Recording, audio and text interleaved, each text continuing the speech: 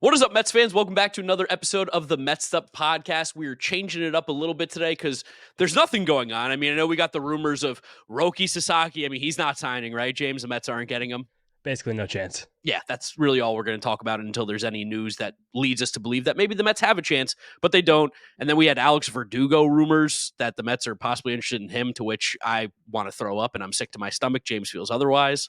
It's not that I feel otherwise, but you want to hear the Mets outfielders in the 40-man roster right now? Don't care. We have Juan Soto, Brandon Nimmo, and Jose Siri and Starling Marte. Whatever. Yeah, but and then besides them, the only other then is Tyrone Taylor and Jose Azocar. So I mean, I love better than Jose Azocar. He's not better than Tyrone Taylor. Definitely not even close. I'm not going to tell you who he is. So where does he fit on the roster? For 1 year and $5 million, the Mets need probably one more outfielder on the roster. What are you going to carry, 6? What happens? I don't need to carry them. I'm just saying, like it's not like he's not playing 500 plate appearances. Disgusting. I'm out on Alex Verdugo completely. But that's not the point of this episode. We're doing buy or sell. So we went on Twitter. We asked you guys to give us your hot takes about the upcoming season for the New York Mets. And we're going to read your takes. We will tell you if we agree with them, buy, or we disagree with them, sell. Something I've done on my YouTube channel. It's just fun, good stuff, different way to get you guys involved in kind of like a mailbag-ish episode way, and make sure the community, you guys, the listeners and viewers at home, can get your voice heard over here on the podcast. Before we do get going into our first one, make sure you guys are subscribed to the YouTube channel. Go check that subscribe button. If it's red, you're not sub, click it, join up. Half of you who watch this still aren't subscribed, even though from the call to actions. So I know you're out there. Click that subscribe button. Click that like button too. It does help us out. And also make sure you are subscribed if you're listening to us on Apple Podcasts, Spotify, and Google. Drop us a rating, drop us a review, download, and subscribe. And you can check out all our other socials at Mets'd on Twitter, Instagram, and TikTok. So let's start it off here with something that I guess is a little bit more topical because we did get announcement of David Wright getting his number retired. We know that's going to be a big thing. It's now official. And Hunter and Peter Smith came in with kind of a combined hot take for us here. And it was, Hunter said, DeGrom should not have his number retired. And Peter chimed in and said he agreed we shouldn't get all retired number crazy. So where do you line there, James? Do you agree that the Mets shouldn't retire DeGrom and get their numbers, start going crazy with them? I think DeGrom is the last guy that could get his number retired by the team as things currently stand right now. Because with the Mets retiring of David Wright's number 5, got the 5 on it. Shout out David Wright. Can't wait for that one. I do think that we're kind of at the end of the number retirements. I've heard people throw around Gary Carter. I've heard people throw around Carlos Beltran. I don't think either of those guys are really worthy of numbers being retired. I think DeGrom could possibly be the last one just because we saw him do things that we've basically never seen another major league pitcher do ever when he was wearing a Mets uniform for the few years he was here. And he was the Met when he was here. Like, he was the main attraction for, I'm not going to call it an era of Mets teams, but like for a specific time of the Mets, Jacob DeGrom was the guy. There wasn't any postseason success that went with it. There were multiple Cy Young awards, though. After him, you really, really, really have to play some games to find another one. I even think the Mets took it a tiny bit far with Doc and Darrow last year. A little bit. I said a little bit. I thought it's good they got numbers retired. They did win rings, but they were both homegrown guys, which is a big difference between them and Gary Carter and Carlos Beltran as well. But I really think that I'm worried that the Mets are getting addicted to number retirements. Yeah, to me, I think DeGrom is very much on the borderline. I think if you would ask me a couple years ago, it was a guarantee. I feel a little bit different about it now, and it's no animosity towards Jacob DeGrom, but it is that getting a little bit retired number happy. He's one of the greatest players I've ever seen play for the Mets. There's no doubt about that. Talent-wise, he's worthy of it. It's just the Mets' legacy. I guess that's really what you got to think about. The only other guys are the guys that are kind of currently on the team right now. Like, you'd be looking at, like, Lindor has to have a strong finish to his career. Juan Soto has to play a game for the Mets. Brandon Nimmo is a guy who eventually I think one day could get his number retired just for being a lifelong Met player. It depends where Pete Alonso goes. Like, there are guys on this current team that could be that way.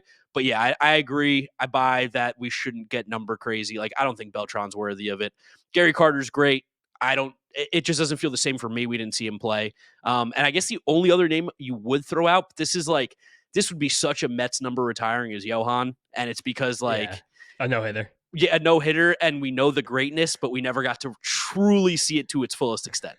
Yeah, that would be the same idea for David Wright even getting into the Hall of Fame, the Mets retiring Johan's number. Even I think that Keith Hernandez, I think a big reason he got his number retired was for Gary, Keith, and Ron, for like being the Mets announcer for all his years and really ingratiating himself in this Mets community. But I do think he was kind of like the start of the 80s teams as well. Totally, yeah. And again, like, he won the ring. Like, same with Carter. Carter's only being considered because you won the ring. I feel like if the Mets won in 2006, you might have given the nod to Beltran because he also kind of legitimized that era of Mets baseball. But and again, like, if this Mets core wins a ring, then yeah, then Brandon Nimmo will have an argument one day because he'll be near the top of lots of Mets all time records. If Pete Alonso comes back and is a Met for the next 5, 6, 7 years, then yeah, he'll also have an argument as well. But I do think that we're after David Wright, I think we're pretty far away from the next Mets number being retired, and I hope that the Mets, as obsessed with marketing as they are, understand that as well. Because it should be a special thing. It should be a special thing to have your number retired by your team, and I hope that we maintain that. I agree. I think we're on the same page there. All right, we've got one from our buddy TJ Stats, Thomas Nestico. We've seen him on the podcast, pitching wizard. Clay Holmes is the Mets' most valuable pitcher next season. I'm going to defer to you to start this one off here, James. What do you got? I have a bonus on that too from Mets fan for life.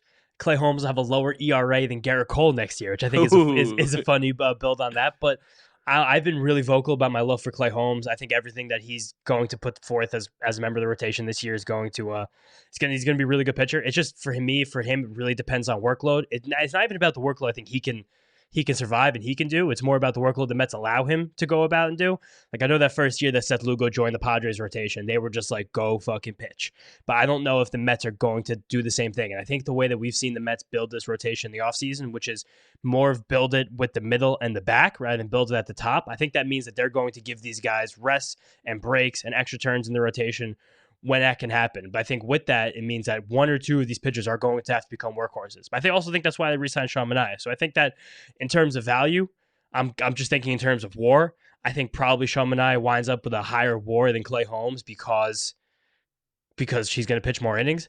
But I think if you had to tell me which Mets pitcher with at least 125, 130 innings next year has the lowest ERA or the highest strikeout minus walk rate, you could easily convince me that's Clay Holmes. Yeah, I can get behind the idea of what you're saying there. For me, I will sell this one just because I do think this team kind of lives and dies starting pitching wise. Kodai Senga next year. Like, he's that difference maker. He's that X factor where if we get the 2023 version of Kodai Senga, that changes a lot of things for the Mets. Like, he was a legitimate ace. He was a stopper. He was must-watch baseball when he was on the mound in 2023. He was phenomenal down the stretch for the Mets.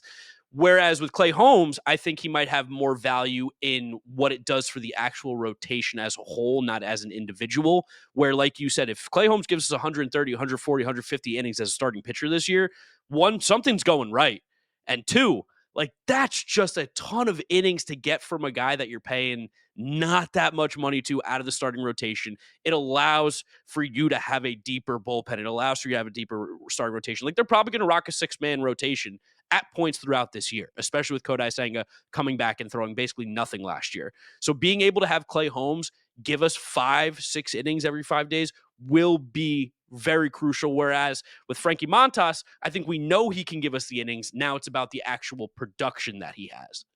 Yeah, I guess there also still is just a bit of, I don't know, fear from me about where Kodai Senga winds up after one, missing the whole year, and two, just the fact that he did struggle a lot those first 2 months of 2023, and then he just caught fire and went ballistic through the entire second half with the addition of the cutter and with the forkball becoming the pitch.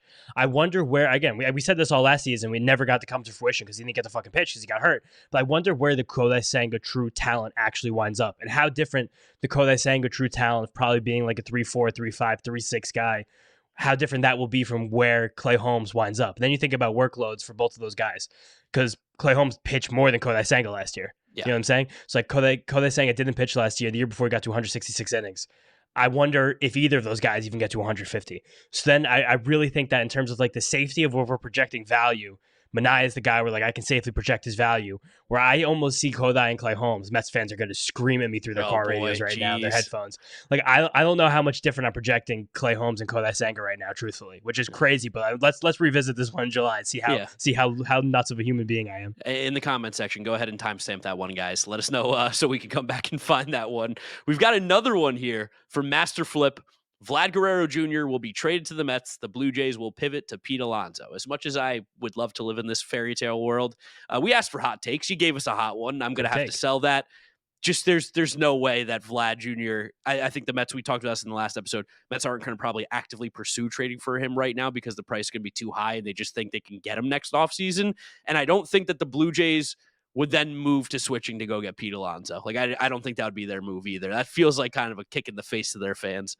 Yeah, that's the part of this I would sell because the Blue Jays do trade Vlad Guerrero. I think that means to me that they're selling. They're breaking the whole It's thing done. down. Yeah. And there was a report that came out earlier this week that Bo Bichette is done with the Toronto organization. He has no intention of Wow. re-upping there too. I don't know. It's the offseason, it's January. People are just saying things out there, so we don't know how true that is. But if I was a player on the Blue Jays, I would be upset with them too. All Yeah. they do is keep pretending to be in on these stars. They never actually do anything, and they keep championing players like Dalton Varsho, pretend they're some of the best players in baseball. When Don't get me realistically, started. they hit 215, and then they catch the ball in center Wait, field. I'm joking. You saw the shredder though, where they put him on the center field rankings. No, I think it was direct in response to your video. 7th is insane. Brandon Marsh was the 6th center fielder according to the shredder. We got to take that thing and throw it away. It's broken.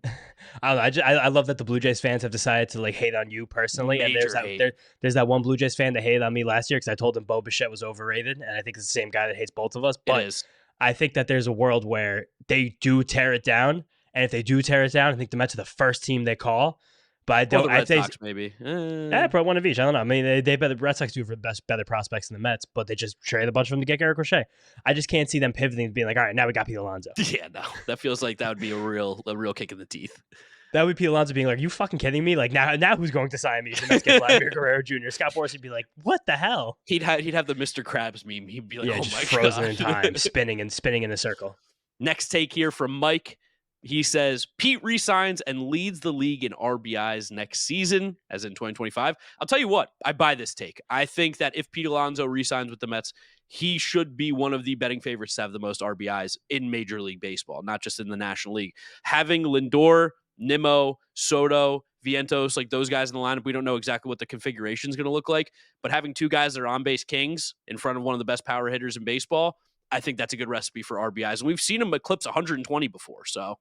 I literally bet last year Pete Alonso was to lead the league in RBIs. Like I was ready for that one, and I bet Brandon Nimmo would lead the league in runs. And those came to fruition. But in 2022, Pete led the league in RBIs. 2023, on a horrible Mets team, for half the year he had almost no help in that lineup. He was second in the league in RBIs. Like last year was the aberration for Pete Alonso in terms of run production. We know it's been a multi-year slide in terms of some of his batted ball stuff and some of his swing and miss stuff, but in terms of literal run production, last year was the anomaly for Pete Alonso. So if he does come back to the Mets, he should be one of the betting favorites to lead the league in RBIs. You probably have the top 3 or 4 odds in all of baseball, truthfully. Yeah, no, I mean, the Pete Alonso conversation, because it's been happening so long, is getting so twisted into now people are thinking Pete isn't a good player, and that's just asinine. It's not true. Tremendous baseball player. It's not really what in terms of what they want to do, which is also the crazy story that came out that Bob Nightingale said that Boras and Pete were basing his contract off of the Prince Fielder deal. That one was signed in 2012, Yep. 2 was signed when Prince Fielder was only 28 years old, and 3, those Prince Fielder seasons, I love Pete Alonso, those Prince Disgusting. Fielder seasons before he was a free agent with the Insane. Brewers were better than what Pete Alonso has done. They truthfully were. So it was a very different game, it was a very different time, it was a very different situation, but the fact that Scott Boras, if that's becoming public, that Scott Boras is using a 12-year-old contract as the basis for Pete Alonso, just because both the guys are like kind of husky, this whole thing might be even more ridiculous than we think. Prince Fielder was on pace to be one of the greatest first basemen to ever play the game. He was doing unbelievable things. And shame what happened to Prince Fielder. That his career was cut short by a medical condition that was no fault of his own. But Nope. I can't imagine that a contract that was signed 12 years ago for a 28-year-old is the basis for something that's going to get into negotiations right now. But David Stearns was probably like 24 years old when that contract was signed, freshly out of college. Yeah, just graduated from Harvard. It's absolutely insane. Which is why, again, just be patient. Nothing's going to happen quickly. You want to go ahead and read the next one for us here? Yeah, I got the next one here from Sad NY Sports Guys. Marte thrives as DH and becomes a huge part of the lineup again.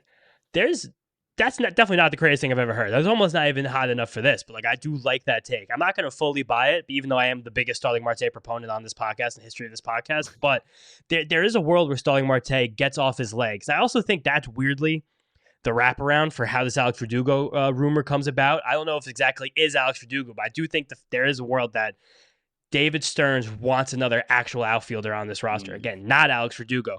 But I think last year, having watched Starling Marte in the outfield and seeing the way this Mets team coalesced and came together, the second Starling Marte got injured and left the outfield almost for good in the season, he is truthfully one of the worst defenders in baseball. And this team gets infinitely better when he's not standing on grass. And I do think part of that is the fact that he can focus his energy, all the energy he has, because again, he's a great player and he gives it his all every single pitch. And we love Starling Marte in this podcast, never stop. He can't. This team is its best version of himself when he's literally not playing the field, and that's better because he can also be a position player and actually steal bases and use his legs the way he has to. So I do kind of buy this take, but it's only if the Mets probably do wind up with another outfielder. And that kind of would kill the possible reunion with Jesse Winker. I think a lot of Mets fans are dreaming about because all eyes are always on Jesse Winker. I do just think that this Mets team probably is the best it can possibly be with one more guy that can play the outfield significantly better than Starling Marte. And I think that's what fuels this take. Yeah, I'm buying this one. I'm like drinking the Kool-Aid with Starling Marte, only worrying about hitting, putting on some more muscle. Dude's ripped out of his mind. I mean, the guy is built like a friggin' god. We saw him on the red carpet, suit, no undershirt, and everyone was like, Jesus Christ, this guy is ridiculously strong. I love the idea of like maybe he had some muscle in the offseason. Maybe he just focuses on hitting the ball, starts lifting it.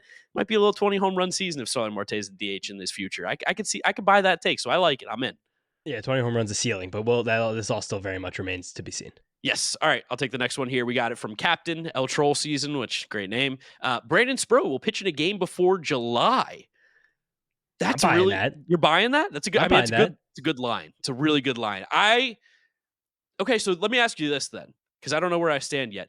Is it a good thing if he pitches in a game before July? No, probably not. Okay. I mean, maybe. I mean, we've said a couple times in the show that we think that if Brandon Sproat comes up, it's more of like, the spots. I mean, it's more of like he's in the rotation. Like, you're ready to go. Very similar to what happened with Christian Scott last year. And Christian Scott debuted, like the second or third week of May? And that was kind of when the team needed the jolt. I think this Mets rotation is a little bit more suited to handle the rigors of a season than the rotation was last year at this time. But also at this time last year, we had Kodai Senga not been injured yet. There was a lot of stuff that hadn't happened yet. So, and I think David Peterson might not even. I don't remember when his surgery happened last offseason. But I think at the end of the day, like Brandon Sproat still represents one of the highest upsides or highest ceilings of any pitcher on the Mets in the Mets organization right now. And I think that's what gets him on this team sooner rather than later. But also maybe that's a reason to keep him longer. Maybe make sure he's ready for when the season really gets into the dog days, August, September, hopefully October. I do think there's a world though where the bottom of this Mets staff is so underwhelming that it does happen. Yeah, I'm going to sell it only from the aspect of I'm going to remain positive and think that the Mets rotation isn't going to need the help and that they're going to allow him to mature a little bit more because he did struggle at AAA last year when he got there. There are some improvements that he needed to make once he hit that level. So I'm going to sell it, but only because it has nothing to do with Brandon Sproat being capable or being a major league pitcher at any point next year. I think he's definitely going to do it at some point. I just think that because of how many arms the Mets have gotten, I think they're just going to try and exercise every option before they have to go to Brandon Sproat for the reasons we mentioned of they want to call him up and they want him to stay there. Yeah, I think that's all completely true. But we also there's always going to be a world where injuries, yeah. Yeah, like Kodai Senga was injured all of last year. Frankie Montas has dealt with injuries. Paul Blackburn had spinal fusion surgery this offseason. Griffin Canning is Griffin Canning. Like if two of those four guys I just mentioned go down, that's now you're only down to 5 starting pitchers from the 7 that we just started with. So now all of a sudden you probably do need some innings. So then it's probably just a question of whether or not that Sproat or Blade Tidwell gets that first shot. Yeah, which I guess we'll have to wait and see for that at that point. Yep, I got the next one here from our guy Jasai. Actually, I love this take. It's one that is very funny, but I really want to know what you think about it. Okay. This offseason has been underwhelming if they don't add more. Francisco Lindor is 31, and we're far behind the Dodgers. It should be time to go all in. Whoo! I kind of love that take. I don't hate it. The one thing so I agree. We are behind the Dodgers without a doubt, and there's a question if we're even one of the 2 best teams in the National League East right now. I think on paper with everything that's going on, doesn't mean that it was a bad offseason by any means. That's why it doesn't mean it was an underwhelming offseason. When you sign Juan Soto, it will never be underwhelming by any means. The Mets made the biggest move of the entire offseason and got the best player physically available, one of the 3 best players in baseball. So to me, it's not an underwhelming offseason, but I agree. I would like to see the Mets go for it more, but the problem is it doesn't seem like there are those players right now that are available to make them go for it. Like everybody that seems to be available on the market right now are not guys that the Mets should be pushing the chips all in for at this exact moment.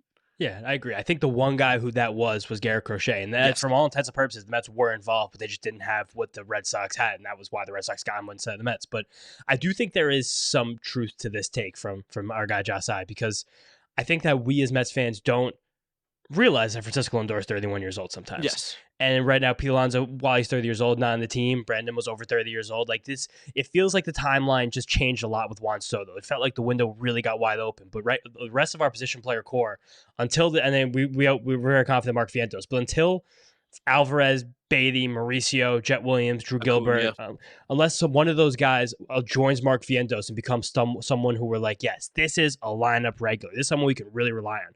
Until Brandon Sproat is like, I am going to be a starting pitcher who's going to be free and good for the next 4 years. Until one of these other guys ascends, it does feel like we are playing this game where we are kind of hanging out on the razor's edge. And getting Juan Soto changes this a lot. It changes the Mets floor, changes the Mets ceiling for the next 10, 15 years, however long we have him. But there is a thought that's been pervasive in my head where it's like, how much better do we have to be to win a World Series? And how much better can we get while Francisco Lindor, who is, I guess now he's our second best player, but who's our captain, who's our leader, who's everything. How much more can we do while he's still in his prime to get to that spot? And I also don't know the answer to that. I don't know. I'm not going to question the way David Stearns is doing this. We're massive Stearns supporters in this podcast, but there probably is a world where at some point that chip needs to be pushed in. Or maybe the timeline has changed a little bit. And like maybe it's kind of with this whole Vlad Guerrero timeline that we've been thinking about where I made this joke, I think, when the Mets signed Francisco Lindor originally, where it's like maybe the best version of the Mets team is when Lindor eventually becomes like the wily second baseman. You just can't get off the field. And he's still a 120 WRC plus guy, but he's doing it in very different ways. Like he'll still have Marcus Semien seasons, I feel like, in perpetuity. But maybe there's still like a tiny push and pull about where this Mets team actually becomes their best in the next 5 years. Yeah, I agree. It seems like when Lindor was traded for, the core was built around him, and I still do think the core is built around him, but truthfully, I think a lot of the thought process right now with the Mets and David Stearns is we're building around Juan Soto and Francisco Lindor. And Juan Soto being 26, that's really what they're focusing on more than Francisco Lindor being 31. Yeah, and I think the next question right here from Pat Stats kind of plays into this as well. The Phillies will start declining. Can't keep running out the same team every year. Age will catch up to them. This is one that I'm sadly selling. I think the Phillies have become criminally underrated this offseason. I think we slayed them last year and we hit them really where it hurt, and we proved that in a series we can go toe-to-toe with them and beat them pretty handedly. But I do think when you look up and down this roster and you look at what every single piece of their team is, I think there's still some work to do for them in their bullpen especially. It's still a tremendous team. It's still on paper probably the second or third best team in all of baseball. And I think we can't discount them just because we beat them in a series last year. See, I mean, I'm a hater, obviously, so I have to buy this take. I have to, just for the brand. But they are getting older. Totally. Castellanos is not good. He's not a good baseball player. He's one of the least valuable players right now, like that actually plays 150 games a year. Like, it's crazy. Kyle Schwarber, this is his last year, I believe, there, technically under contract. Technically under contract. Like, they're running out Johan Rojas, and they're running out there is something not clicking with this Phillies team, and they don't have nearly as much time as I think they do. Well, I think they thought they had that time 3 years ago when they had that time, but then the time is now dissipated because they've had three playoff runs and it changes. But I do think that while these guys are all very old, like the Phillies, the fact that this rotation is still what it is, it's hard to ever discount them. Yes. So, like, in terms of going through a regular season, getting to the postseason, I don't think you can find three better rosters in Major League Baseball in this Phillies team right now. Because I don't know where Trey Turner winds up in the next 2 years, especially defensively. I don't know if they even thought about that yet, but they're probably going to have to get some infusions of youth, especially on that infield very soon. They do have good prospects. They don't have good prospects. No, Aiden Miller is like a really good up and coming prospect. And yeah, I think Miller and Painter, yes, but I think that Crawford's besides that too is looking kind of good. I still do think that they like the era the thing that we're talking about now, which is how the Mets can get into trouble, is what's exactly happened to the Phillies. Yes, where Bohm and Stott and Marsh haven't really grown into real players. They've grown into players in your lineup. They haven't grown into guys who, if Schwarber leaves next year, I'm confident this guy and Alec Boehm taking a real step forward. This Phillies bench is terrible. I mean, Christopher Sanchez, I think, has done a lot to weather the storm, and re-signing Aaron Nola does as well. But I do think that while this team is still, you're not as scared of them as you were 6 months ago. They're still a tremendous baseball team, and one that you're going to have to contend with until the bitter end of the National League. So you're buying or selling that they will start to decline soon? I'm selling that. I think the Phillies are going to be really good teams here. I think they're a 100-win team this year. Yeah, okay, interesting. Do you think they're a 100-win team? I think they're a borderline 100-win team. I think the Mets, Braves, and Phillies 91.5. That's what their line. I think their line is definitely like 94, 95. No, go right now. Check it out. I'm gonna look it up. Phillies win. Good podcasting. Lost. So I'll even expand on this take. I think people are really sleeping on the Atlanta Braves right now. Phillies are at 90.5. They're 90.5. 90.5. The Braves are at 101. Okay, so then I've Oh, back. no, hold on. I lied. That was 2024. I lied. I was gonna say it's fucking insane. 2025. 101. 2025, we have got for where's the National League? National League Phillies are at 92.5. Great line by me. Braves are 94.5. Mets are 91.5. I think people are sleeping on those two teams in the National League. Interesting. I think the Braves are getting slept on way more than the Phillies.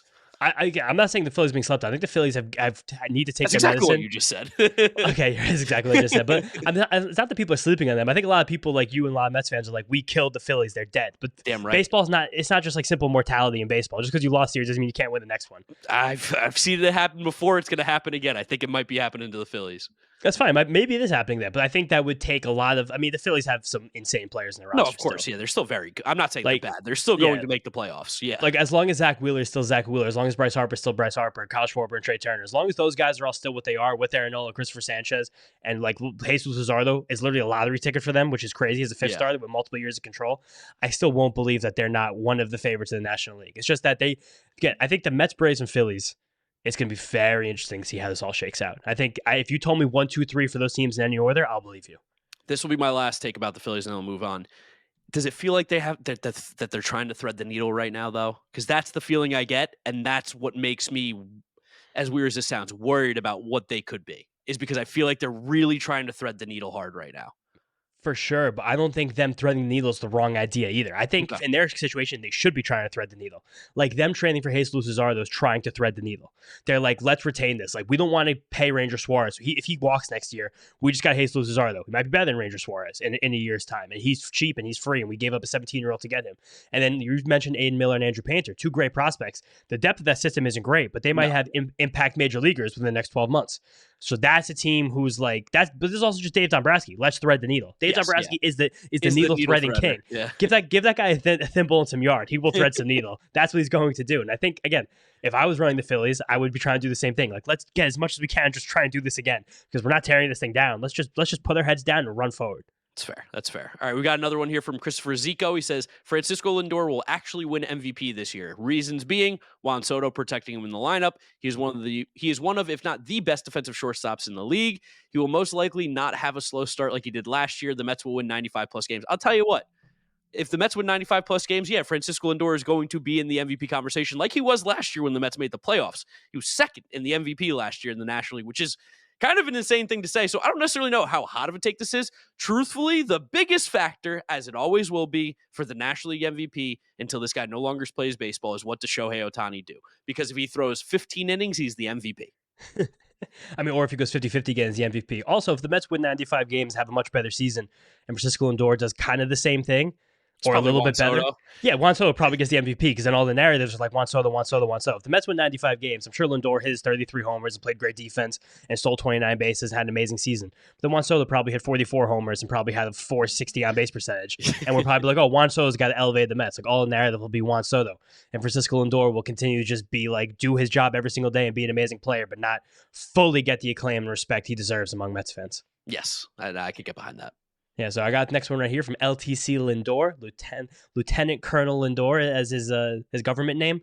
The Mets will have 3 rookies play their way into the everyday lineup rotation by the end of July. Luis Angel Acuna at second base, Ronnie Mauricio at a combination of DH and third base, and Brandon Sproat as a starting pitcher. I sell only because I really do think that's one of these guys is not going to be an everyday player, I think, by the end of July. I think one of those guys. And it's probably Sproat still, is my guess. I'll sell it because this might be the hot take for me. I don't think any of these guys will be regulars by the end of July. Is it a good or bad thing if they're not regulars? I think it's a good thing if they're not. Okay. So we should be hoping that they're not regulars because that means things are going well. Yes, basically, if Starling Marte is playing well, we're still paying him $20 million. Mauricio won't be the DH. But I think Mauricio does have a shot to be in. I think basically there's one roster spot for Mauricio and Acuna. And I think Acuna is well ahead of that because of how last year ended, because Mauricio hasn't played baseball in a calendar year. But I still think that, I don't know, I think that you and I are probably a little bit higher on Jeff McNeil than most Mets fans right now. Yes. I think that the way Jeff McNeil ended last year and seeing just what he's done, a 5-year body of work, I'm not confident that he gets overtaken very easily. I think there's definitely a chance. I think Luis Angel Acuna has a lot of things he does well, but I also think that we didn't see much from Luis Angel Acuna last year. I also just got you talked about like you kind of might want another outfielder. Maybe him. It's Jeff McNeil. That's what it is. Okay, That's that why could be it Alex too. Verdugo makes also no sense. That's a good point too. Then, but last year McNeil played way more infield than outfield. Yes, Way more. So I think that's part of that too. Maybe Acuna is the outfielder, but again, I could think be. Yeah.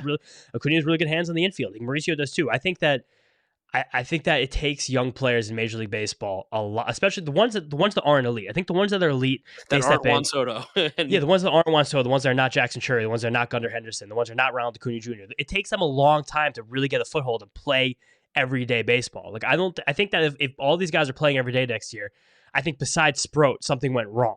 I think if Sproat's playing every day, he forced the hand. We can't. We're just a significantly better team with Brandon Sproat on it rather than not. Whereas the other two guys are playing every day, it means something went wrong or someone got hurt, which I don't want. That's an interesting narrative with a pitching prospect too versus a hitting one as well. Because I don't think, right? Because like the way what happened last year, like I think there's a really good chance that Acuna and Mauricio both start the year in the minor leagues. Yes. I don't think it's a bad thing either if that happens. I think it's the most probable outcome right now. And I don't know how well those two could hit in the minor leagues or have to be like, they definitely have to be major league regulars, everyday players right now. Where if Sproat goes to AAA and does what Christian Scott did last year, you're like, he has to be in the rotation right now. Like we need him every single pitch in the major leagues. We need to make the playoffs, win the division, do what we have to do to go to the World Series. Where I think that's the difference. Especially, that's also just difference between where the Mets lineup is and where the Mets rotation is right now. Where the Mets rotation is a lot of guys, but not a guy. The Mets lineup has a lot of guys, and just a lot of guys and a lot of guys. Well, it's funny you bring up the rotation because the next one I got here comes from Sean, Mets Memes 22. Mets will trade for Framber Valdez by mid-June. We'll lose 1 to 2 top 100 prospects not named Jet or Sproat. Do the Mets have any top 100 prospects not named Jet or Sproat? I mean, Clifford Mauricio, I guess technically. So do you buy or sell that the Mets would, let's just say, we'll trade for Framber Valdez? I think it's funny because we were talking about this off air before we started, just about like the eventual or potential demise of the Astros, which I think there's like a disrespect going on with the Astros right now just because they've had such a weird offseason. But then you look at the Astros roster and you look at the American League, you're like, oh, they're still easily one of the 5 best teams in the American League. I can still easily see the Astros go to the World Series. And the Astros do have so much pitching that I think it'll keep them in the race through the season. And so at that point, I don't know if they will end up getting rid of Framber Valdez. Like I think that the Mets will be in the market for a pitcher at the deadline, but I'm not sure if Framber Valdez is the guy. Like I think the one who I'm circling, who I really think is the one that could get moved, because this team I think might suck, is Pablo Lopez. I think that's the one. He's on a contract where Framber Valdez is on expiring.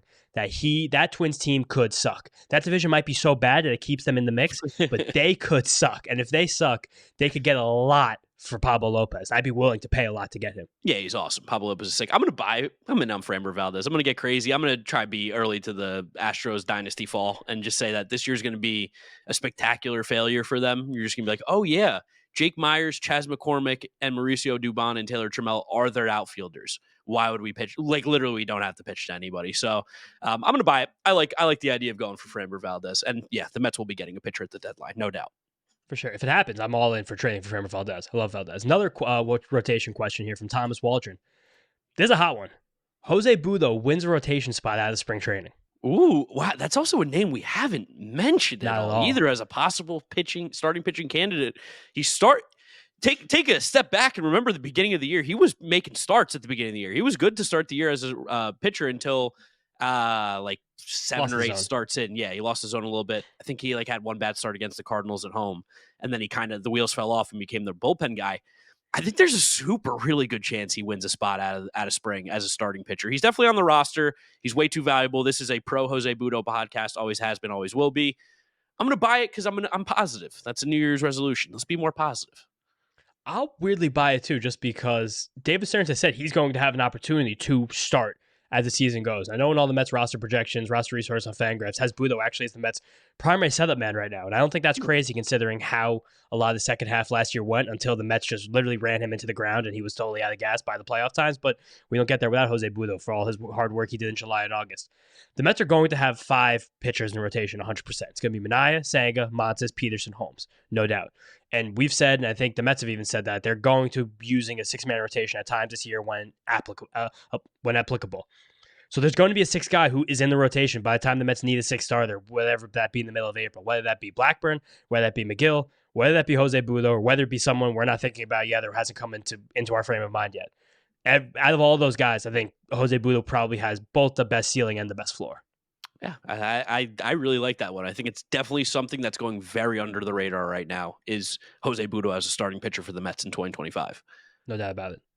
All right, next one. This is going to be a two-parter here from Jordan Cabeza. He gave us 2 ones. I had to include one of them because it hits especially close to home for James. First one we'll start with is Nimmo will have a better offensive season than Cody Bellinger next year. I'll start off there. I love Nimmo, but I have to sell just because Cody Bellinger in that ballpark, I think, is going to do some serious damage. He is a guy who the exit velo has dropped the last few years, but he did that in order to make more contact. And at Yankee Stadium, all you have to do is put the ball in the air. It has a chance to go out. Where at Wrigley, pulling the ball down the lines is the worst thing you could do. So I just think Bellinger's going to have, unfortunately, a monster year, I think, for the Yankees. Nimmo's going to be good, like he has always been. I just think Bellinger might be a little better. I'll sell as well just because I've been doing some preseason stuff for Roto World recently, and I've been looking into Bellinger, and he just seems like he is going to have a monster year. Like he's tailor-made, built for that ballpark, and I think he's the kind of guy who is going to get swept up in the air of vibes. Like, I think, truthfully, the fact that he's going to be playing with Aaron Judge, that Yankees team is going to be improved. The entire Yankees team is going to have a massive chip on their shoulder this year because of how the whole Juan Soto thing wound up. And the fact that they're going to be playing against horrible teams most of the time because the American League is a complete shit for brains league and almost all the teams stink. And also, Bellinger he pulls fly balls more than most players in the league. Last year, 90th percentile in terms of pulled fly ball rate. Like, of all the things that Cody Bellinger still doesn't do very well, he doesn't hit the ball very hard anymore. He doesn't swing and miss very often, so he's going to put the ball in contact a lot, and he maximizes the contact that he does by pulling his fly ball. So I think just based on all that, plus again, like having some rejuvenation of vibe, being in New York, like he's gonna be on one. He's gonna be literally on a cloud the whole year. So I think that he's going to have a really good season. But I do think with that, we're underselling Brand Nimmo a little bit. I think we're forgetting how good Brand Nimmo was in the first half last year and how he played basically the entire second half hurt. Sadly, that kind of just is part of the Brand Nimmo experience. It kind of always has been. Possibly it always will be. There's always a nick. There's always a bruise. But if Nimmo can easily have a full year where he hits about 30 homers and has definitely OPS easily. And I just think that's about where Bellinger will wind up as well. But I think these are going to be 2 really good left-handed power hitters in the city of New York. No doubt about it. Definitely. Now, the one that hits closer to home for you, and you're going to love this. Who's going to have a better offensive season next year? WRC plus, higher or lower, Francisco Alvarez or your boy Adley Rutschman? Oh man, I mean, I'm gonna give it to Alvarez because Adley Rutschman is a complete fraud. He always has been. He always will be. Mr. AARP. What is Adley Rutschman, like 34 years old already, and Alvarez is still 21? Like, let's get real for a second. But I do think that we probably have to. Maybe it's not today. Maybe it's not tomorrow. Maybe it's in a couple weeks. We have to have some broader discussions about Francisco Alvarez and what's going on with him and this Mets team. Because if you look at I was looking at 40-man roster stuff in the outfield before.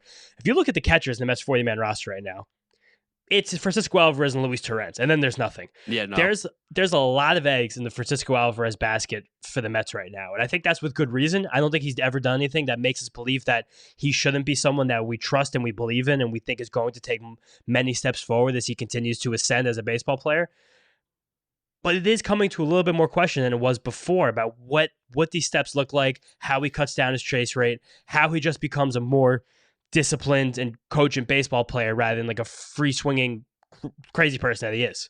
I am interested to see what happens if we get a healthy season. I think a lot of the chase rate going up and a lot of the pressing had to do with the fact that he hurt his thumb against the Dodgers. When he came back, the Mets really needed help. They needed a ton of help. He did inject a lot of energy into that lineup. Everybody loves him. And I felt like he thought he had to do a lot more because of how the team had been playing. And of course, they played better when he came back. We know that. But I think because the injury, missed time, felt like he needed to do more. Plus, the power wasn't as good. I think also because of that thumb injury. I think he was pressing a little bit more. I'd love to see a nice, calm, healthy spring training for him. Let him get a couple months underneath his belt where he's the guy, he's the dude, he's playing every single day, he's healthy, and then make more of an informed decision on what kind of player Alvarez looks like in the future because there's got to be something to that thumb and why we just didn't see the rise that we saw last year. I think part of it is also just the regular ebbs and flows of a player that's developing. Like and sophomore 22. slump. Yeah, the sophomore slump is a thing. Like Francisco Alvarez turned 23 this past November. For catchers, the history of baseball, all time, before turning 23, he's played the 9th most games, has tied for the 2nd most home runs, and has the most postseason at bats ever in the history of baseball before a catcher turned 23 years old. All you know of those where things. Adley Rutschman was playing when he was 23? College? He was returning kicks. Virginia. Yeah. I joke about Adley Rutschman. I really fucking mark about this a lot behind the scenes, the Adley Rutschman glaze. But I just think it's important to note. And still, despite all of these things, Like last year, Alvarez, in terms of how hard he hits the ball, harder than basically every Awesome. single catcher in the league. Yeah. The damage he does, the selectivity. Like I was making jokes about him free swing. It's actually not that true. Francisco Alvarez, the thing he does really well is he really does understand strike zone. He does expand the zone a lot. That's because he does so much damage when he hits the ball. Like a swing, a chase from Francisco Alvarez, I'd say is more valuable than other hitters, just because anytime he makes contact, it's better contact than most other players because he hits the ball so damn hard. So I just think the big thing with Alvarez is always going to be understanding those secondary pitches, realizing what's happening with those breaking balls, how pitches are pitching him. Because when the ball's in the zone, he swings to the right pitches. When the ball's out of it, he usually takes the right pitches. It's just that sometimes he gets a little bit that's push and pull between when that slider's darting low and away and when that fastball's coming in his hands, when to go and when to lay off. But he's still really good at it. His Seager, each of the last 2 years, even though his production's been very different, it's been the 90th percentile in the whole league. So like, this is a guy who understands the task ahead of him. And we've really never seen a catcher this young, this experienced. No. The most postseason at-bats ever for a catcher before turning 23 years old. The history of baseball. I know the change. All these new postseason stats are kind of a crock of shit because there's just more postseason games, more postseason opportunities. The fact that he played 3 games in a wild card round that used to never exist, and he got to play 4 games, and he got to play 6 more games. Sure, that's how he got the most postseason at bats ever. But the fact that the Mets trusted him in those spots, and he was playing every single day, and he was getting better as the postseason went on. Like where it's Francisco Alvarez, I think that it's good that Mets media is giving him such a break this offseason. Yes. Because the fact that there's no spotlight on him, he could just work in peace. He could throw on his Ben Simmons jersey and just do Russian twists in Venezuela for as long as he wants to and just get that core tight because there's so much that he can still do and so much here that he has done. And it's really nice and it's really fair that we're giving the 23-year-old the benefit of the doubt right now. Got to get in Francisco Alvarez's DMs and be like, dude, the Celtics jerseys and the Ben Simmons Nets jerseys, like granted, I despise the Nets and I think they're such a loser franchise and organization. And the fact that they have any New York on them is just a detriment to the entire city of its own. But we got to let them know, like, if you're going to get a Nets jersey, it can't be Ben Simmons. Like, pull out a Vince Carter jersey, an old school Nets Vince Carter, Jason Kidd, something like that. You can't throw on what is the lowest testosterone player to ever play professional sports in Ben Simmons. I will say, now we're doing Francisco Alvarez workout talk. He's working out in these new Nike NBA jerseys that are much more of a better workout material than the old school Reebok jerseys. Fair. So if you're going to work out in a jersey, he might have just grabbed a Ben Simmons jersey because it was like $25 at the store. You know what I'm Black saying? and white, yeah. It seems like he really likes working out in basketball jerseys, so I'm not going to fault him for that. And he was working out a Tatum jersey. I understand the Knicks and the Celtics hate each other. Francisco Alvarez grew up in Venezuela. Jason Tatum is sick. Like that's not that crazy of a thing. These guys just like the NBA. I have a next question here from the Hess Express. This one hits home for you now personally. Ooh. Jeff McNeil is going to hit 20 home runs. Yeah, I'm going to buy it. I'm selling that one. I'm buying it. And the reason I'm going to buy it, and we talked about it briefly, and we won't talk too much about Jeff McNeil here since we already have. But last year, he had the weird elbow thing with the Tommy John. He wasn't playing golf. Or I don't think he had Tommy John, but he had some kind of elbow issue. No power, right? But then in the second half, all of a sudden, in 150 plate appearances, Jeff McNeil hit 7 home runs in 150 plate appearances. When the previous 300, he hit 5. If you give me Jeff McNeil 7 home runs every 150 plate appearances, that's 20 home runs on the year for a full season for Jeff McNeil. He can do it. He's got the ability to pull the ball down the line. He's not going to be hitting mammoth home runs. He's put a couple up into the Coca-Cola corner before. Like, we've seen it. I really think Mets fans are super sleeping on Jeff McNeil, and I think the second half version we saw of him is way more the player he is than the first half. Can I tell you something really funny about Jeff McNeil? Yes. Last year was the second most home runs he's ever hit in a season in his career. And he was terrible. He was horrible. He only played 129 games. Again, I'm with you. I think a lot of people are sleeping on Jeff McNeil. I don't think Jeff McNeil is ever going to win a batting title again. I don't think so. I don't think he's ever even going to get close to it. But I think that Jeff McNeil is an above major league average hitter who is a very valuable member of this roster. Yes, and I think people are just really writing him off for what feels like no reason right now. No, there's a reason. He for 4 months last year, he was abysmal. He was one of the worst hitters in baseball. That's a reason. When we turned around, he was so good. I'm with you on that. I think he's a really good baseball player still, but there's no, you can't say there was no reason. All right, fine, whatever. It's just saying because he's my friend. Whatever, it doesn't matter. All right, give me the next one. I can't be negative about my boy anymore. Kevlar tells us David Peterson will be the Mets ace next season with a sub-3 ERA. I love the vibes, but I'm gonna sell. I'm not gonna sell the idea that David Peterson doesn't take another step up and put himself as one of the frontline starters in this rotation. I just don't think he will be the ace. He doesn't have ace stuff that might be different, like conversational lingo that we have there, as well as sub-3 ERA so hard. There's very few guys that do that ever in a season. Yeah, I'll sell this too, but I'm not selling David Peterson being a good pitcher. David Peterson's a fun player to analyze for me because he's so different than all of the other pitchers I like. And his hip. He fixed his hip, and he was really good. Yeah, and we said it last year, the velocity bands got tighter for David Peterson. He was really able to maintain his mid-90s through starts, which helped him get through that 5th, 6th inning, 7th inning even sometimes, that he never had done his entire career. Also, David Peterson last year, I don't know if there's something that can stick with him, but he just didn't give up home runs. No. That was something that was really, it was never a bugaboo for Peterson. At times it was a bugaboo for Peterson, but he's just someone that would give up home runs like every other pitcher in baseball does. Loves giving one up to Matt Olson every year, that's for sure. Yeah, last year he gave up home runs at less than half the major league average. And that's something that he used to be either above or significantly better than the major league average. I usually don't love when people just completely simplify home run rate because pitchers, the way they pitch to batters, are always going to give up different amounts of home runs. And Peterson being such a sinker heavy guy sometimes will not give up that many home runs. And last year we did see Peterson's sinker performing the best it ever has in his entire career. And his slider was also awesome. It's been really good for 3 years now. And his changeup is still really good too. But the fact that his fastball is still so bad and he was able to hide it last year, if he hides it just a little bit worse, he's going to give up more home runs. That fastball is going to be a home run pitch. So I think that where I'm more of thinking about Peterson regressing more of to where the pitcher I think he just is, which is a guy who's ERA around 4, which is still a fine pitcher. And still someone who's going to be a very big contributor to this Mets rotation. But unless there's a material change with David Peterson, and mostly in the way that he can approach right-handed batters, I don't know how I don't know how he gets better from last year. Fair. I think that's a fair take. Give us the last one here for the buy or sell of the video episode.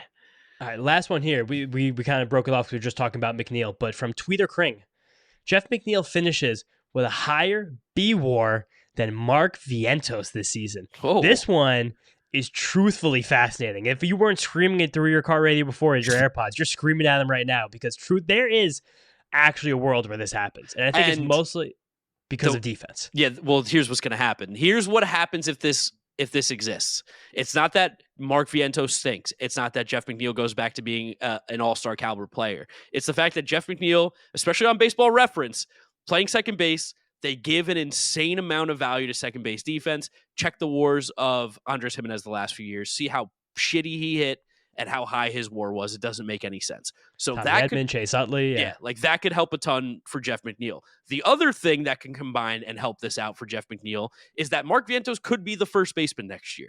And if Mark Vientos moves to first base, there's no defensive value whatsoever that Mark Vientos is really going to get from that position. If anything, it's going to be a 0, and he's going to have to hit at such a high level that it's going to be tough to be even a 3.5, 4 win player for Vientos at that position. And Vientos, I think, is comfortably just with his bat. I think the bat projects incredibly well. We saw him last year just become a complete world beater. He's basically going to be a 3-win player, but he is so bad defensively at third. And even if he moves to there's a world where Jeff McNeil also is a 3-win player next year pretty easily. So I think there's a world where, like, if Mark Vientos takes any half a step back, I do think that Vientos definitely does not have an infallible hitting profile. I said it before this offseason. I don't know. I'm very ready for Mark Vientos. I can't wait for him to play 150 games. I think he's an amazing baseball player, but he's in the world of like the Brent Rookers and the Adolis Garcias where things can go a little wrong and things can spin out of control just because he doesn't make that much contact. He swings and misses a lot. When he makes contact, it goes a long way. So every time he makes contact, it's a really good thing. But there's a world where next year Mark Vientos has like a 305 on base percentage. Yeah. And 26 homers and plays horrible defense. Yeah. There's also a world where he hits 40 homers and he all of a sudden is like, I'm good at third base, Steve. I improved. True. I'm not going to say good. I'll say improved. Yeah, Mark Vientos might have that in him where he's just going to get a lot better. Like we're in a situation right now where Mark Vientos can either this is gonna be really world breaking, guys. He can either be the same, worse, or better. And I think whatever of those 3 things happen, it's gonna drastically change like what Mark Vientos is for his career. Disgusting, you said that. If Mark Vientos is better next year than he was last year, this is a pure superstar. Like we've officially struck gold. We have done it. We've done it. We've done it again. The Mets have gotten away with it. But there is a world where he's just kind of the same. And then if he's kind of the same, he's like a 3-win player. Where if Jeff McNeil plays a full season like he did in the second half last year, he's also a 3-win player. Yes. And these guys have pretty similar WARs because McNeil's giving tremendous defensive value at second base, where Vientos is giving very little defensive value anywhere. Yeah, I mean, we know how bad 2023 was for McNeil. He was a 2.5-win player, and Vientos was a 3-win player last year. Like, it's a positional value thing. Second base gets way juiced, as we know by the entire Chase Utley Hall of Fame conversation. Because, James, does he belong in the Hall of Fame? I don't think Chase Utley belongs in the Hall of Fame, baby. Of course he doesn't belong in the Hall of Fame. It's insane that we're even having this conversation, but that's a story for another time. Guys, thank you so much for listening and watching this episode of the Mets'd podcast. Remember, if you're on YouTube, subscribe to the channel. We do appreciate it. We're loving all the support you guys are showing over there. And if you are listening to us, Apple Podcasts, Spotify, Google, Drop us a rating, drop us a review, download, and subscribe. You can follow James on Twitter at James_Shiano. I'm Draft Nick Mark with a C. Thank you guys for listening and watching, and we'll catch you all on the next episode. Peace out. Peace out, guys. Let's go Mets.